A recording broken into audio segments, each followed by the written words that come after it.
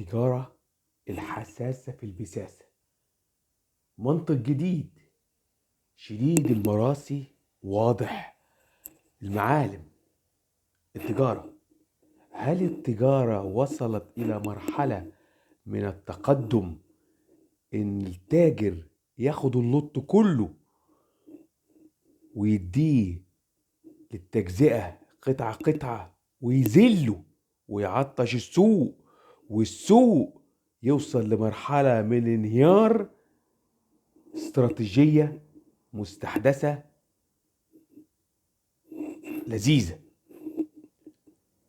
طيب، لما التاجر يبقى ماسك في ايده لكشة اي كتلة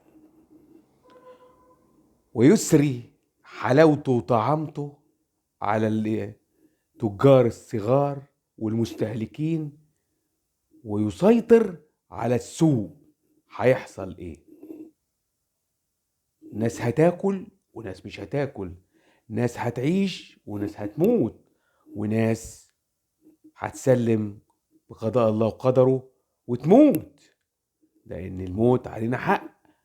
التاجر بيعلى وبيدوس على التجار والتجزئة، والتجزئة بيدفنوا المستهلكين في الرمل، علشان التاجر الكبير عنده ولاد بشوات بياخدوا بالالافات في الشهر، ايش 10,000 9,000 8,000 7,000 عز ونعنشة ونغنشة عشان الواد يطلع على العاصمة اللذيذة اللي هي ايه؟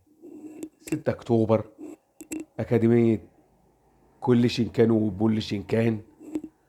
طبعا الامور هتبقى كلها في البعزيق، تجارة جديدة ومستحدثة لا تلاقيها في ألمانيا ولا في فرنسا ولا في إسرائيل.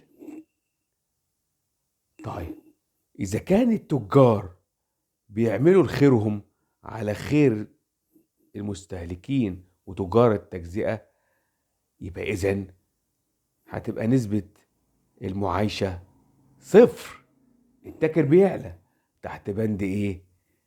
المستهلك منه، من مثلا مستلزمات سلعية وأشياء أخرى وخلافه، وأشياء تسويقية وإعلامية وحركية سوقية.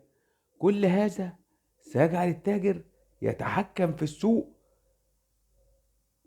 ويحدث ضررا شديدا، والضرر سينتج عنه حالات من اللامعقول، لأن المعقول إن سياسة الأجل تعود، إنما سياسة تعطيش السوق وارتفاع الأسعار هيؤدي ذلك إلى ماذا؟ إلى انهيار في الثقة بين المشتري والبائع، وسيحدث تغيرات مجتمعية وتربوية وبيئية وكافة شيء. فلا بد أن يكون هناك تعظيما للدولة طبيعيا، وذلك حدث في أمريكا وبيل جيتس، وقطعت شركته من أجل العمل الحيوي في البرمجيات. هذا أمر طبيعي، فلا احتكار ولا سيطرة.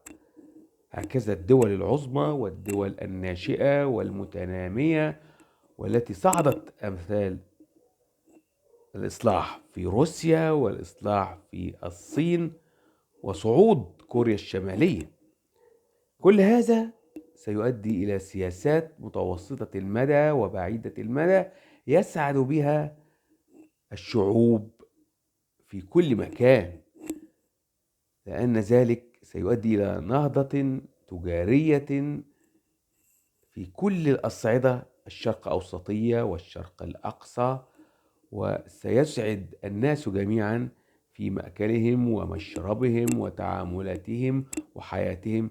عندئذ نحقق التجارة الداخلية والدولية ونفيد حياتنا ومجتمعنا. مع تحياتي بونجاك السيكي المعلوماتي العربي العالمي إفادة الجميع.